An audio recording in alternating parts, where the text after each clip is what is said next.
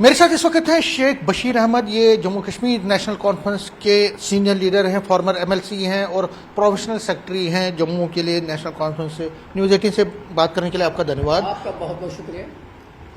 Prime minister صاحب نے کل جو بیان دیا ہے, انہوں نے کڑی چیتاونی دی ہے پاکستان کو اور کہا کہ آپریشن سندور ابھی ختم نہیں ہوا, یہ جب تک چلتا رہے گا جب تک کہ ہم آتنکواد کو جو ٹیرر ہے اس کو پوری طرح سے ختم کریں گے. نیشنل کانفرنس ان کے اس جو وارننگ انہوں نے دی ہے پاکستان, اس کو کس طرح سے لیں؟ دیکھیے, پہلی چیز یہ ہے کہ آپریشن سندور اس لیے کرنا پڑا کہ پہلگام میں بے گناہ لوگوں کی کلنگز ہوئی اور اس کے بعد 5-6 دن موقع ملا ایک قسم کی تیاری کی اور اس کے بعد اناؤنسمنٹ ہوئی آپریشن سندور, اور پورے ملک کے لوگوں نے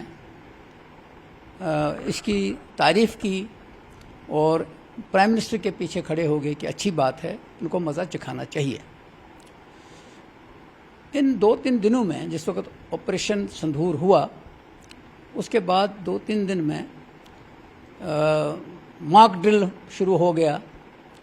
2 دن کا انہوں نے کہا کہ ماک ڈرل کریں گے. اس دوران بڑی اتھل پتھل ہو گئی. پونچھ ڈسٹرکٹ کی تباہی ہو گئی, رجوری کے اندر نقصان ہو گیا, بارڈر بیلٹ ساری کی ساری جو ہے کپواڑہ سے لے کے کرنا تک جو ہے وہ ڈسٹرب ہو گئی. اب پرائم منسٹر صاحب کا ایک بیان آ گیا, لیکن اس بیان کو اگر میں سمجھوں, میں سیاست کے ساتھ رہتا ہوں اور میں سمجھتا ہوں یہ بیان کیا ٹرمپ کی کیا نام ہے دباؤ میں دیا گیا.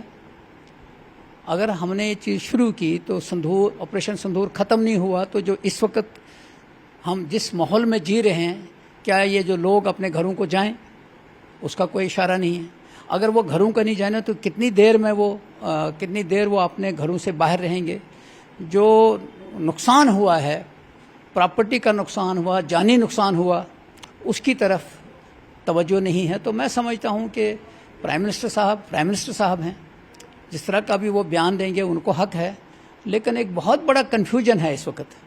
جو لوگ گھروں سے اجڑ کے سیف مقامات پہ آئے ہیں ان کو معلوم نہیں ہے ان کو کرنا کیا ہے, اور ان کے لیے جو انتظامات ہیں اس وقت, کل بھی چیف منسٹر صاحب پونچھ میں تھے اور آج بھی وہ موو کر رہے ہیں. تو مجھے لگتا ہے کہ کرنا تو گورنمنٹ آف انڈیا کو ہی, کرنا تو پرائم منسٹر کو ہی ہے, جو ہمارے ڈیفنس کے ایکسپرٹس ہیں ان کو ہی کرنا ہے. لیکن یہ جو ایک قسم کا لل ہے اس کا سمجھ نہیں آ رہا ہے. پرائم منسٹر نے یہ بھی پاکستان کو کہا کہ اگر آپ نے دوبارہ سے پہلگام جیسا کارنیج کیا تو آپ ڈائریکٹ اٹیک کے لیے ہم نکلیں گے اور ہم ڈائریکٹ اٹیک کریں گے. پہلی بات ہے, یہ کوئی نئی بات تو میری نالج میں نہیں ہے. پلوامہ جب ہوا تب بھی سرجیکل سٹرائک ہوئی, اس سے پہلے بھی جب کبھی یہ ہوا تو ایسے واقعات پیدا ہوئے. اب دیکھتے ہیں آگے کیسے ہوتا ہے. اور یہ جو کوئی نو باڈی کین پریڈکٹ, پاکستان بھروسے مند ملک نہیں ہے. کیا آپ کو لگتا ہے وار ہے سولوشن ہے؟ وار از ناٹ اے سولوشن. لیکن جو آج ہم کر رہے ہیں یہ جب وار شروع کرنے سے پہلے بھی تو کر سکتے تھے. جو آج سیز فائر کر کے ہم کرنا چاہتے ہیں, آج جو کر رہے ہیں, یہ پہلے بھی کیا جا سکتا تھا. لیکن اب جو کچھ نقصان ہوا اس کا ذمہ دار کون ہے؟ چاہے ادھر ہوا چاہے ادھر ہوا. آخرکار تو لوگ جینا چاہتے ہیں پیس میں. پیس کے بغیر کوئی اور سولوشن نہیں ہے. یوکرین اور رشیا لڑائی لڑ رہے ہیں, 3 سال ہو گئے ہیں, کوئی سولوشن نہیں. غازہ اور اسرائیل لڑ رہے ہیں, کوئی سولوشن نہیں. وار کوئی سولوشن؟ وار ہم کہتے تھے وار سولوشن نہیں ہے, لیکن سب نے کہا کہ نہیں جناب وار سولوشن نہیں. تو اب اگر وار سولوشن ہے تو یہ لل کیا ہے جو ہم دیکھ رہے ہیں 2-4 دن سے, یہ کیا چیز ہے؟ کہیں نہ کہیں آپ کو لگتا ہے کہ کنفیوژن بہت کنفیوژن ہے. بازار بند ہیں, ہر جگہ بند ہیں, اور ادھر سے انہوں نے کہا کہ اب یہ نہ جنگ ہے نہ یہ ہے.